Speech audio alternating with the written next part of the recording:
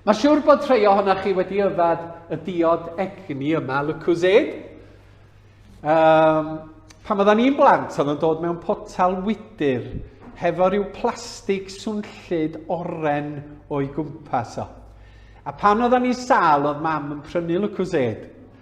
Ac oedden ni yn yfad y dŵr iachusol yma. A gafodd Lucozade i ddyfeisio gan fferyllydd o'r enw W. Hunter yn Newcastle yn 1927. Enw gwreiddiol Lucozade oedd Lucozade. Lucozade, dar nhw ollwn y gael a troi yn Lucozade. A oedd o i helpu pobl oedd wedi bod yn sal i gael rhagor o egni. A'i motto fo yn y dechrau arwyddau'r oedd Lucozade AIDS Recovery. Y diod sy'n helpu adferiad. Y diod sy'n helpu i chi wella.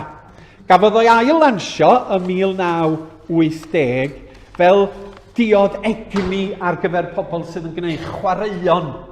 Bo chi yn cael eich adnewyddu. Na ni brynu peth yn bresant i dîm rygbi Cymru ar gyfer y 4 Chwefror ar gyfer y gêm gyntaf.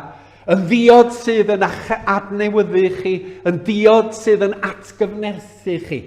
A mae'r Beibl i ni fel moddion gras yn rhoi egni i'n ffydd ni. Mae o'n yn adnewyddu ni, mae'n yn adeiladu ni'n atgyfnerthu ni fel pobl Iesu Grist. Yn adnewyddu ni i garu Duw a caru yn cyd-ddynion.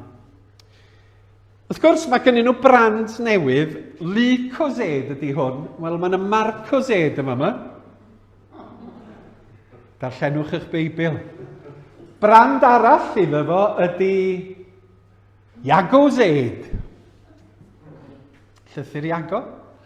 A trydydd brand, mae ganddyn nhw fwy na hyn, ond na'n gwneud nhw i gyd, ydy Salmozade. Yn y gair, da chi'n cael maeth a diod i roi egni i'ch ffydd, a'ch cred, i'ch adeiladu chi fel pobl Iesu Grist.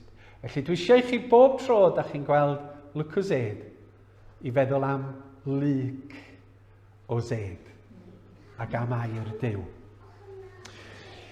Ac yna i gloi y gair, mae o'n andros o bwysig, a dyma pan bod ni'n rhoi pwyslais arno fo.